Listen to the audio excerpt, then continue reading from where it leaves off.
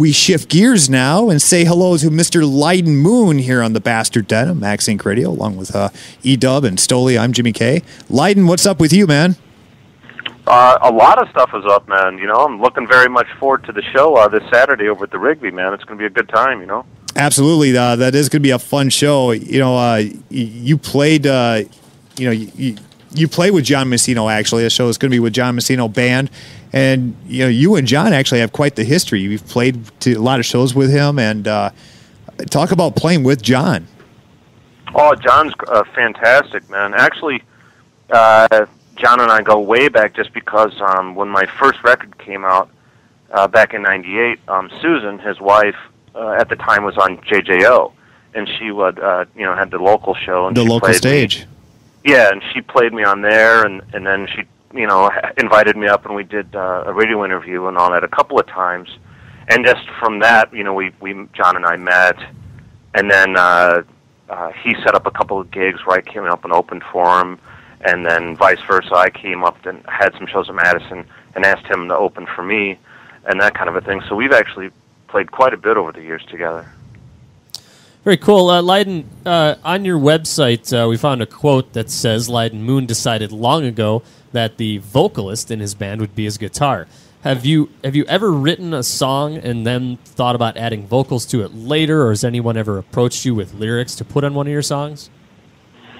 No one's really actually approached me and said, well, no, actually, I take that back. You always get some drunk in the crowd will come up and go, hey, man, I got these killer lyrics that I could put in for this tune that you did, man. I mean, I get that occasionally, but most of the time, the people understand that this is what I'm doing, and that is the instrumental thing, and that the guitar carries the melody as if a singer was doing it, you know what I mean? Mm-hmm, sure. I've got nothing against singers. I love singers. It's just, I just wanted to do something different. And, I'm prone to the David Lee Roth kind of vocalist, and there's not many of those cats around, that definitely can sing like that anymore. So, well, Lyden, with what you're doing, though, I mean, you're doing it right. I mean, when I think of what you're doing, I also think of course, you have them listed on your Facebook page as influences. Stevie Ray Vaughan.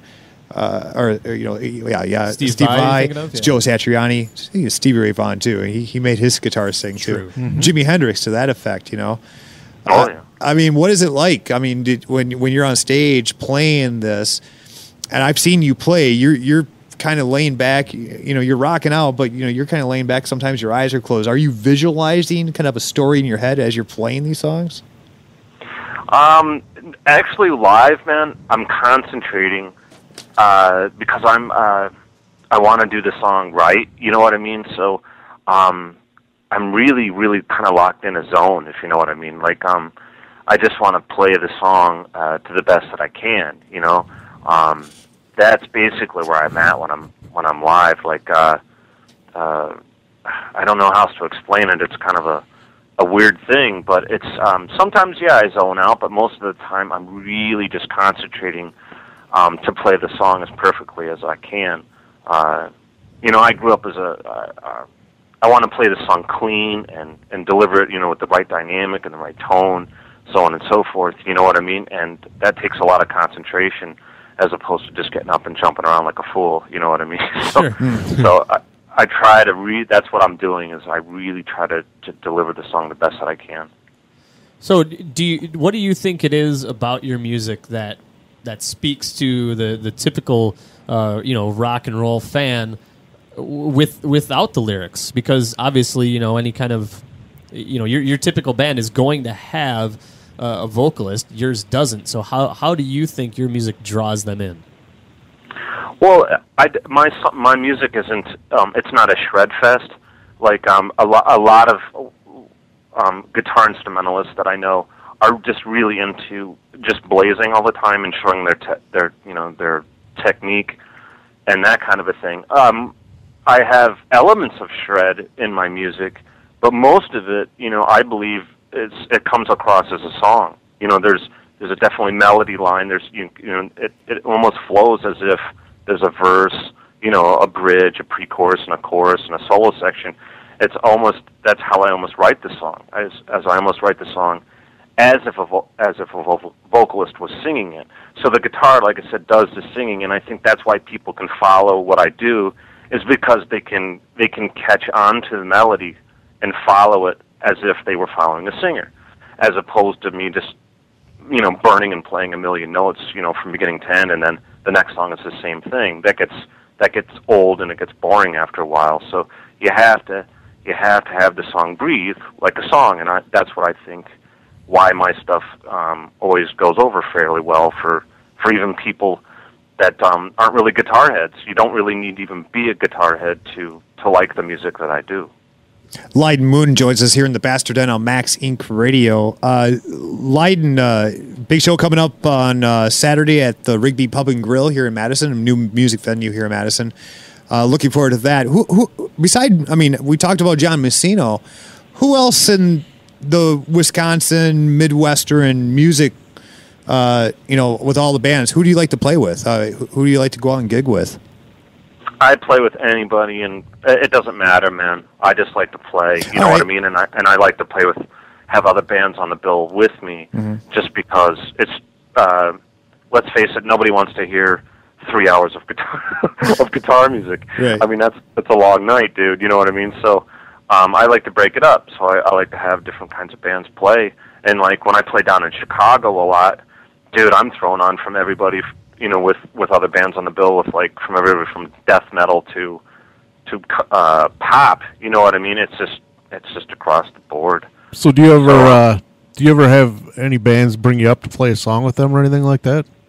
Occasionally. That's Actually, cool. John and I have done that a few times, man. Yeah. We've done Going Down, and we've done My Guitar Wants to Kill Your Mama together, and stuff like that. So yeah, man, we've done that actually quite a bit. But cool. Usually, man, when I come into the clubs and do a gig with some of the bands, I don't even know them from Adam, dude. So we're just there, and that's the first time we meet. So it's like I don't even, there's no real chance to get up and jam together very often at all. Lyden, you're telling us off the air, you're just in the beginning stages of maybe thinking about writing a new album or getting some new stuff taken care of. Talk about what you're thinking about or what's coming along here.